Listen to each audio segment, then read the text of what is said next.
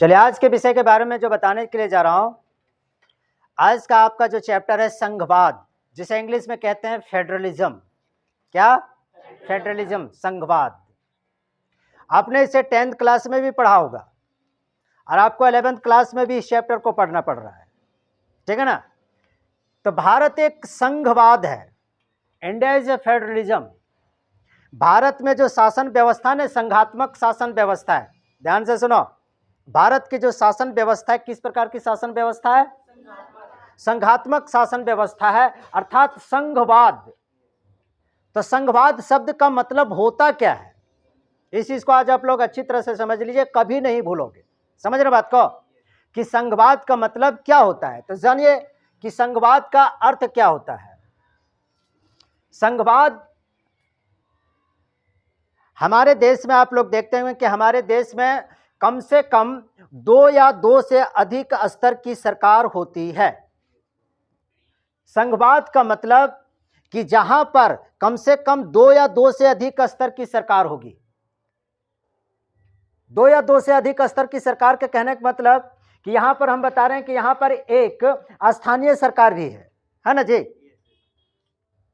अगर स्थानीय सरकार न भी रहे तो कम से कम संघवाद में 2 से 1 से अधिक स्तर की सरकार होनी ही चाहिए। समझ रहे बात को? तो संघवाद का मतलब 2 या 2 से अधिक स्तर की सरकारें जहां पर भी होती है, 2 या 2 से अधिक स्तर की सरकार जहां पर भी होगा, वह शासन चलाने का एक तरीका होता है। इस तरीके को कहते हैं क्या है? संघवाद कहा जाता है। अब यहां पर देखिए, हमने यहां पर लिखा है कि 2 या 2 से अधिक स्तर की सरकारें होती है। यहां पर पहले स्तर की सरकार को हमने कौन सी सरकार को मनाया बोला है? केंद्र सरकार। एक केंद्र स्तर की सरकार होती है ना, जिसको सेंट्रल गवर्नमेंट कहते हैं। एक है केंद्र सरकार, दूसरा है राज्य सरकार। सभी राज्यों में भी राज्य सरकारें होती है कि नहीं होती है? सभी राज्यों में राज्य सरकारें होती हैं। और स्थानीय स्तर पर भी हम लोग मुखिया, सरपंच, इन सबों को भी चुनते हैं कि नहीं चुनते हैं? ये 3 स्तर की सरकार को हमने बताया है। अर्थात कहने का मतलब ये हो गया कि संघवाद में कम से कम 2 स्तर की सरकार जरूर होती है, एक केंद्र स्तर की सरकार और दूसरा राज्य स्तर की सरकार।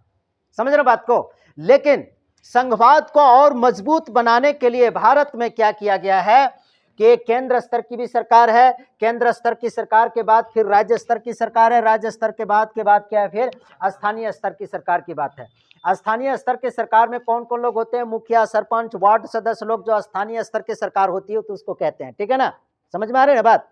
इसको स्थानीय स्तर की सरकार कहते हैं। कहने का मतलब ये हो गया कि केंद्र सरकार अकेले पूरे देश के ऊपर शासन नहीं चला सकती है ना, नहीं चला सकती है। बहुत बड़ी विशाल देश है और इतने विशाल देश में क्या किया गया है?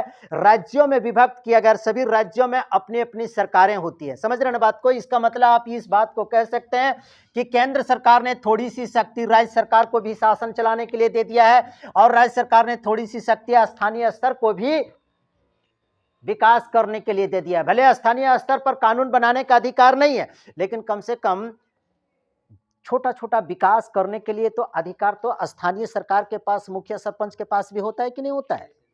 इसका मतलब यह हो गया कि केंद्र सरकार अकेला संपूर्ण देश पर शासन नहीं चला सकता है, इसलिए फिर देश को राज्यों में विभक्त किया गया है। तो सभी राज्यों की अपनी अपनी एक सरकार होती है जिसको राज्य सरकार कहते हैं। और राज्य सरकार ने फिर क्या कर दिया है कि शासन को बेहतर तरीके से, विकास को बेहतर तरीके से चलाने के लिए क्या किया है? स्थानीय सरकार का निर्माण किया। स्थानीय सरकार के अंतर्गत मुखिया, सरपंच, वार्ड सदस्य, जिला परिषद, ये सब क्या है? स्थानीय सरकार के अंतर्गत आता है।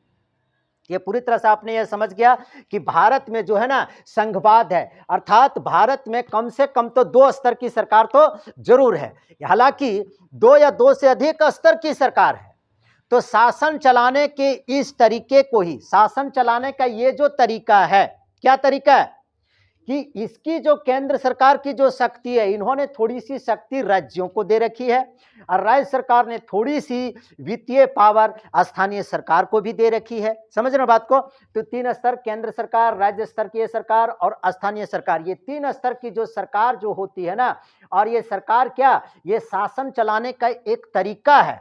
ताकि बेहतर तरीके से शासन व्यवस्था चल सके। और इसी तरीके को कहा जाता है क्या, संघवाद कहते हैं। बात समझ में आ गई, सब लोग समझ गए ना, कभी तो नहीं बोलोगे।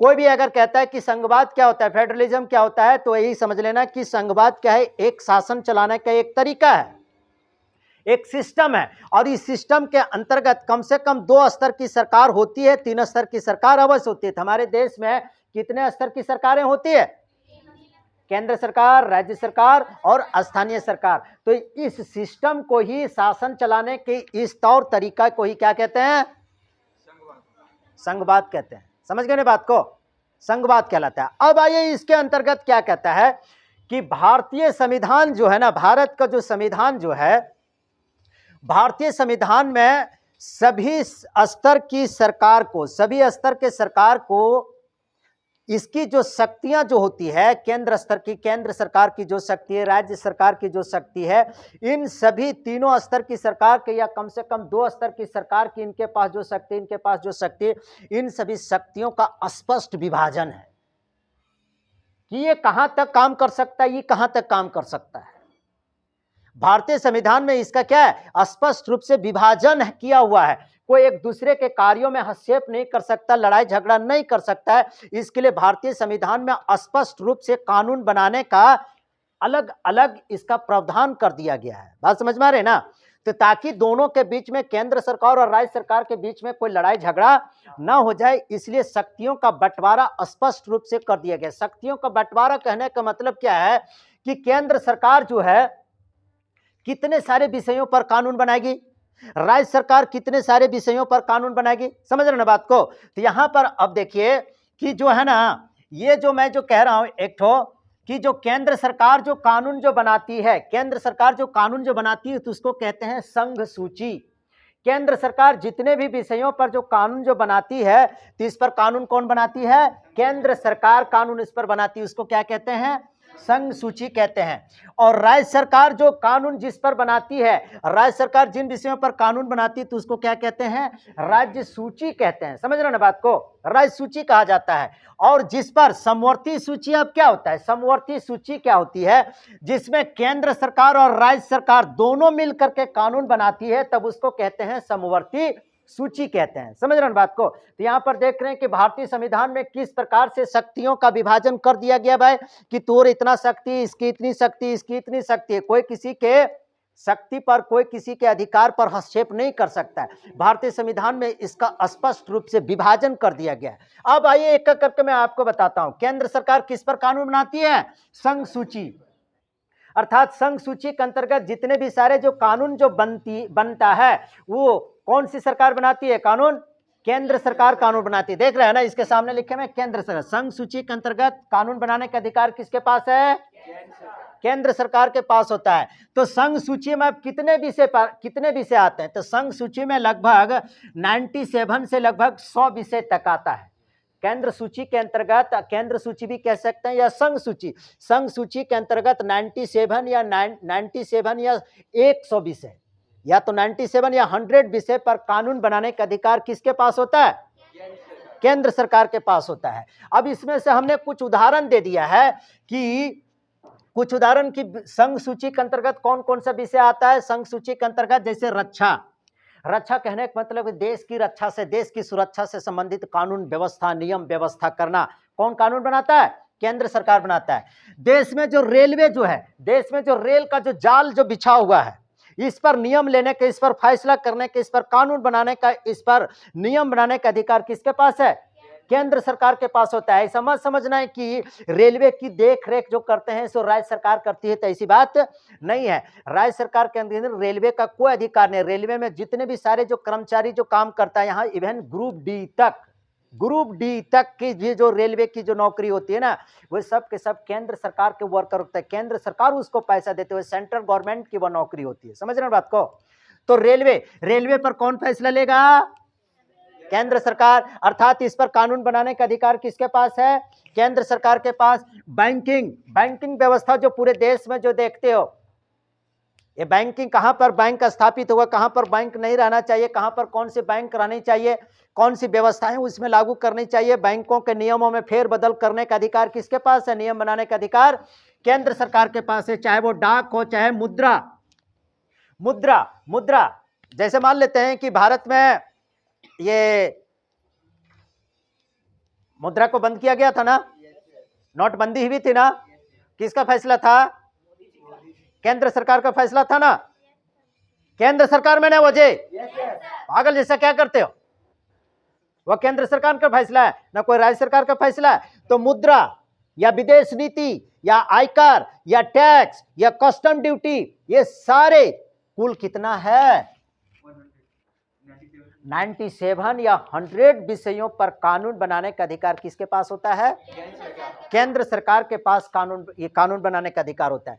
अब 100 का 100 हमने नहीं लिखा, लेकिन कुछ उदाहरण के लिए हमने लिख दिया, जैसे क्या, रक्षा है, रेलवे है, बैंकिंग है, डाक है, मुद्रा है, विदेश नीति, आयकर है, कर है, कस्टम ड्यूटी, और भी बहुत सारे हैं, लगभग 97 विषय जिस पर कानून बनाने का अधिकार किसके पास है, केंद्र सरकार के पास होती है।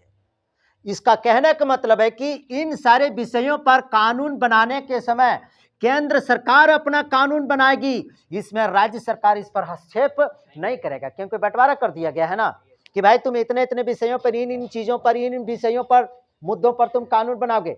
अब इसमें राज्य सरकार इसमें ताक झाक करने के लिए नहीं जाएगा, क्योंकि विषयों को क्या कर दिया गया, बंटवारा कर दिया है। बात समझ में आ रही है ना जी, तो विषयों का बंटवारा कर दिया गया। तो अब यहां पर फिर से मैं थोड़ा सा बता देता हूं कि केंद्र सरकार जो कानून जो बनाती है किस सूची के अंतर्गत, संघ सूची के अंतर्गत। संघ सूची में कितने सारे विषय आते हैं, 97 या 100 विषय आता है, जिस पर कानून बनाने का अधिकार एकमात्र किसके पास है, केंद्र सरकार के पास होता है। और संघ सूची के अंतर्गत ये सारे विषय आते हैं, अर्थात इन सभी विषयों पर कानून बनाने का अधिकार एकमात्र जो संस्था है वह केंद्र सरकार के पास है, और उस पर कोई फैसला नहीं ले सकता है, कोई दूसरा लोग कानून नहीं बना सकता है। बात समझ में आ गई, कभी नहीं बोलोगे, पक्का, क्या दिमाग में ठंडा मार दिया क्या, नहीं कुछ लोग इससे इससे इससे इससे कर रहे हैं, जैसे ना बर्फ, एकदम दिमाग में बर्फ जम गया क्या। हाँ, अब आते हैं राज्य सरकार। राज्य सरकार के भी पास शक्ति है। अब राज्य सरकार के पास शक्ति है तो राज्य सरकार जो कानून जो बनाती है तो उसको क्या कहते हैं, राज्य सूची, स्टेट लिस्ट, राज्य सूची। इसके अंतर्गत कितने विषय, 66, समझ रहे बात को, 66 विषय। अब 66 विषय के अंतर्गत कानून कौन बनाता है, राज्य सरकार कानून बनाती है। अर्थात ये 66 विषय जो है, 66 विषय किसके अंतर्गत आता है, राज्य सूची के अंतर्गत। अर्थात राज्य सूची के अंतर्गत कानून बनाने का अधिकार किसके पास है, राज्य सरकारों के पास होता है। समझ रहे बात को, राज्य सरकारों के पास होता है। अर्थात आप कहने का मतलब यहां पर हमने कुछ उदाहरण दिया है कि राज्य सरकार किन किन विषयों पर कानून बना सकती है ना जी, कौन कौन विषयों पर कानून बना सकती है। तो पुलिस, राज्य में जितने भी सारे जो पुलिस होते हैं, अस्पताल, जितना भी सब अपने राज्य में जो देखते हो, क्या अस्पताल, संचार, कृषि, सिंचाई, पशुपालन, औषधालय, बहुत सारे ऐसे विषय हैं कि कुल टोटल कितना, 66 विषय पर। 66 विषय पर कानून बनाने का अधिकार किसके पास है, प्रत्येक राज्यों के अपने अपने राज्य सरकार के पास होता है। समझ रहे हो बात को। तो यहां पर अब जो अस्पताल है, अब राज्य सरकार में राज्य के अंतर्गत जितने भी सारे अस्पताल है ना जी, अब कौन अस्पताल का छत नीचे गिर गया है, कौन अस्पताल में मरीज का इलाज होता है कि नहीं होता है, कि अस्पताले का इलाज हो रहा है, पता नहीं भैया, ऐसा ऐसा अस्पताल है हमारे राज्य में, एक तो है कि नहीं है। अरे कोनो ऐसा सरकारी अस्पताल है, कोनो ऐसा सरकारी अस्पताल है जहां पर बाहर से पेशेंट लोग ठीक ठाक जाता है, वहां जाकर के और बीमार हो जाता है, ऐसा ऐसा अस्पताल है कि नहीं है, क्या जी, ऐसा ऐसा अस्पताल है, हमने खुद देखा है। तो झारखंड में कुछ ऐसा ऐसा अस्पताल है जहां पर पेशेंट और जाकर के बीमार हो जाता है, और बीमार हो जाता है। प्राइवेट हॉस्पिटल में जानते हो ना, प्राइवेट हॉस्पिटल में जब घुस जाओगे तब पता चलेगा कि हम हॉस्पिटल में आए हैं। हाँ, हम हॉस्पिटल में आए हैं, इतनी साफ सफाई ताम झाम पूरे, कुछ पता ही नहीं चलेगा, किसी चीज की दुर्गंध ही नहीं आएगी, कोई गंदगी की। और सरकारी हॉस्पिटल तुम 2 किलोमीटर दूर रहेगा ना, होकर पहले तुमको पता चलेगा अरे चील कौवा उड़ रहा है जी, लगता है यहीं पर सरकारी अस्पताल है, गंदगी से। तो इसकी देखरेख करना किसका काम है? राज्य सरकार का काम है। इस पर कानून बनाने का अधिकार किसका काम है? राज्य सरकार का काम है। समझ रहे जी? चलिए अब यहां पर मैं बता रहा हूं राज्य सूची आप समझ गए कि 66 विषय आता है, जिसमें पुलिस होता है, अस्पताल होता है, संचार होता है, कृषि होता है, पशुपालन होता है, मत्स्य पालन होता है, सिंचाई होता है, औषधालय होता है। ये सारे चीजों पर कानून बनाने का अधिकार, इन विषयों पर कानून बनाने का अधिकार किसके पास होता है? राज्य सरकार के पास होता है। समझ रहे बात को? इतनी बात समझ में आ गई? तो राज्य सूची पर कानून कौन बनाता है? राज्य सरकार। राज्य सूची में कितने विषय आते हैं? 66 विषय आते हैं। बात समझ में आ गई? अब आते हैं समवर्ती सूची। समवर्ती सूची के अंतर्गत कितने विषय हैं? टोटल 52 विषय आता है। कितना? 52 विषय, 52 विषय पर समवर्ती सूची भी। यहां तक तो क्लियर हो गया कि भाई संघ सूची में केंद्र सरकार, राज्य सूची में कौन? नहीं, हाँ, राज्य सूची में राज्य सरकार कानून। अब समवर्ती सूची जो है, समवर्ती सूची में कानून कौन बनाता है? तो समवर्ती सूची में कानून जो बनाता है ना, समवर्ती सूची में कानून बनाने का अधिकार राज्य से केंद्र सरकार, ठीक है क्या? केंद्र प्लस राज्य, ये दोनों लोग मिलकर के कानून बनाता है। केंद्र सरकार भी और राज्य सरकार भी, दोनों लोग मिलकर के कानून बनाता है। बात समझ में आ रहे ना? दोनों लोग मिलकर के कानून बनाते हैं। अब जब दोनों लोग जब मिलकर के जब कानून बनाता है, तब समवर्ती सूची का कानून बनता है। अब यहां पर देखिए, केंद्र और राज्य जब मिलकर के कानून बनाता है, इसमें एक चीज और मैं आप लोगों को मैं बता देता हूं, एक चीज और। जैसे मान लेते हैं समवर्ती सूची के अंतर्गत शिक्षा आता है ना, जंगल आता है, नाप तौल आता है, विवाह आता है, वन्य जीव संरक्षण आता है, ये सारी चीज आता है समवर्ती सूची के अंतर्गत। समझ रहे बात को? अब मान लेते हैं कि समवर्ती सूची के अंतर्गत शिक्षा पर कानून बनाना है, जिसमें दोनों की सहमति जरूरी है। किसकी? राज्य सरकार की भी और केंद्र सरकार की। शिक्षा पर मान लेते हैं क्या कर रहा है? शिक्षा पर मान लेते हैं कि कानून बना रहा है। किस पर? कानून। और ये शिक्षा पर कानून बनाने का अधिकार केंद्र के पास भी है और राज्य के पास भी है। दोनों लोग मिलकर के कानून बनाएगा कि नहीं बनाएगा? अगर ऐसी भी परिस्थिति उत्पन्न हो जाए कि नहीं, शिक्षा वाला पर जो कानून जो बना रहा है, केंद्र जो कह रही है वह राज्य सरकार नहीं मान रही है, और राज्य सरकार जो कह रही है वह केंद्र सरकार नहीं मान रही, विवाद हो सकता है कि नहीं हो सकता है? यहां पर समवर्ती सूची में कानून बनाने का जौरहिया अधिकार है, जौराही है ना जी। गांव देहात में देखते हो ना कि बकरी वगैरह को किसी को दे देता है, अधबटैया जिसको कहते हैं, अधबटैया कहते हैं ना, जिसमें दोनों का अधिकार होता है। जो पालन पोषण कर रहा है उसका भी अधिकार है, और जिसने दिया है उसका भी अधिकार होता है, उस पर दोनों का अधिकार होता है। ठीक उसी प्रकार से यहाँ पर क्या है, ये समवर्ती जो सूची जो है ना, जो 52 विषय अंतर्गत आता है, ये अधबटैया है। अधबटैया कहने का मतलब किसका? केंद्र सरकार का भी है और राज्य सरकार का भी है। दोनों लोगों का इस पर कानून बनाने का अधिकार है। अगर मान लेते हैं दोनों लोगों का कानून बनाने का अधिकार और आपस में कभी विवाद भी तो हो सकता है, होगा कि नहीं होगा? आपस में कभी विवाद होगा, राज्य सरकार कहेगी कि नहीं इस प्रकार से कानून बनना चाहिए, केंद्र सरकार कहेगी कि नहीं उस प्रकार से कानून बनना चाहिए, तो विवाद हो जाएगा। तो फिर कानून कैसे बनेगी? अब बताओ, झगड़ा हो गया अधबटैया कानून में। अब यहां पर जब झगड़ा हो गया, विवाद जब हो गया, तो फिर भैया इस पर कानून बनेगा, कैसे बनेगा? तो इस परिस्थिति में केंद्र सरकार के पास यह विशेषाधिकार होता है।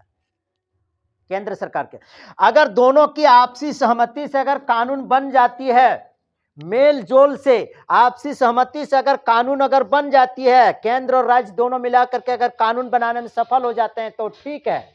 और अगर केंद्र सरकार जो कह रही है राज्य सरकार नहीं मान रहा है, तो ऐसी परिस्थिति में राज्य सरकार को आउट कर देगा, और केंद्र सरकार जो कानून जो भी बना करके दे देगी, केंद्र सरकार जो भी कानून बना करके दे देगी, राज्य सरकार को ना नुकुर कहते हुए कुछ भी कां कू की कुछ नहीं कर सकेगा राज्य सरकार, और राज्य सरकार को इसका द्वारा बनाए गए कानून को मानना पड़ेगा, कुछ नहीं कर सकते हो। समझ रहे बात को? अगर सहमति से कानून बन गई तो ठीक है, अगर सहमति नहीं बन पाई तो केंद्र सरकार जो कानून बना करके जो दे देगी वो राज्य सरकारों को मानना पड़ जाएगा। समझ रहे बात को? सहमति से बनी तो ठीक, नहीं सहमति हो तो चल निकल, हम जो बना के दे रहे हैं उसको तुम्हें मानना पड़ेगा। ये कितने सारे विषय आते हैं, चाहे वो शिक्षा हो, चाहे जंगल हो, चाहे नाप तौल हो, चाहे विवाह हो, वन्य जीव संरक्षण हो, बहुत सारे ऐसी चीजें आती है जिस पर समवर्ती सूची के द्वारा उस पर कानून बनाई जाती है। अर्थात समवर्ती सूची में कानून बनाने का अधिकार केंद्र सरकार के पास भी है और राज्य सरकार के पास भी है, और दोनों की सहमति से अगर कानून बन गई तो ठीक है, अगर कानून नहीं बनी तो केंद्र सरकार के पास विशेषाधिकार होता है, उस पर कानून बना करके दे देगी केंद्र सरकार और सभी राज्य सरकारों को उसको मानना पड़ जाएगा। समझ रहे बात को? क्योंकि सर्वे सर्वा कौन होता है? संसद ही होता है। समझ रहे बात को? सर्वे सर्वा कौन होता है? कानून बनाने का सबसे जो वैधानिक अधिकार सबसे ज्यादा जो किसके पास है तो वह संसद के पास है, विधायिका के पास है, जो सरकार के अधीन होता है। तो इस प्रकार से राज्य सरकार को इसको मान लेना पड़ता है। अब इसमें एक तो मैंने यहाँ पर नोट करके लिखा है कि इस चीज को आप जरा समझ लीजिए। बात है सन 1976 ईस्वी में, 1976 ईस्वी में 42वां संविधान संशोधन हुआ था। कब? सन 1976 ईस्वी में 42वां संविधान संशोधन किया गया था, और इस 42वां संविधान संशोधन के तहत क्या किया गया था? के तहत 5 विषय, कितना? 5 विषय को राज्य सूची से, इसमें राज्य सूची में 5 विषय और था, मतलब कुल टोटल कितना हो गया? 6, 5, 11 और ये 71। मतलब सन 1976 के पहले, सन 1976 के पहले राज्य सूची में कितना विषय था? 71 विषय। 5 को जोड़ देंगे तो 6, 5, 11 हुआ ना, और 6 और 1 7। तो 1976 के पहले तक राज्य सूची में कितना विषय था? 71 विषय था। लेकिन 1976 में 42वां संविधान संशोधन किया गया, 42वां संविधान संशोधन, और इससे 5 को निकाल करके किसमें जोड़ दिया? समवर्ती सूची में जोड़ दिया। 5 ठो निकाल करके किसमें जोड़ दिया? समवर्ती सूची में जोड़ दिया गया। यही लिखा है कि सन 1976 में 42वां संविधान संशोधन किया गया, जिसमें राज्य सूची से 5 गो विषय को बाहर निकाल करके किसको दे दिया? समवर्ती सूची को दे दिया गया था। समझ रहे बात को? लेकिन कहने का मतलब 1976 के पहले राज्य सूची में 66 विषय से भी ज्यादा विषय था। ये बात समझ में आ गई ना? तो ये विषय हमको बताने का मतलब ये था कि भारत में जो शासन, जो व्यवस्था जो चलता है ना, किसी एक व्यक्ति के हाथ में नहीं, किसी एक स्तर की सरकार के पास अधिकार नहीं होता है, बल्कि कम से कम 2 या 2 से अधिक स्तर के सरकार के पास शासन चलाने की शक्ति है, और सबों के पास अपना अपना अधिकार है। ये इसके अधिकार क्षेत्र में अतिक्रमण नहीं कर सकता, ये इसके अधिकार क्षेत्र में अतिक्रमण नहीं कर सकता। हालांकि कभी कभी ऐसा विवाद हो जाता है, राज्य सरकार यह आरोप लगाने लगती है कि हमारा विषय है, इस पर केंद्र सरकार हस्तक्षेप कर दे रही है। ये कभी कभी ऐसा विषय आ जाता है, लेकिन संविधान में स्पष्ट रूप से विभाजन इसका कर दिया गया है कि केंद्र सरकार कितने विषयों पर कानून बनाएगी, राज्य सरकार कितने विषयों पर कानून बनाएगी, और समवर्ती सूची में कौन कौन कानून बनाएगी। ये सारा बिल्कुल क्या है, भारतीय संविधान ने स्पष्ट रूप से विभाजन कर दिया गया। इसमें झगड़ा झंझट करने की कोई बात नहीं हो पाती है। इसीलिए आज हमने सोचा कि चलो मैं आपको आज संघवाद के बारे में मैं आपको बता दूं कि संघवाद क्या होता है। तो संघवाद एक सरकार चलाने की एक तरीका है, एक सिस्टम है, जिसमें कम से कम 2 स्तर की सरकार जरूर होती है। हमारे देश में तो 3 स्तर की सरकार है, केंद्र स्तर की सरकार, राज्य स्तर की सरकार और स्थानीय स्तर की सरकार। क्लियर? पूरी तरह से समझ में आ गई ना बात? चलिए जी, हटाइए।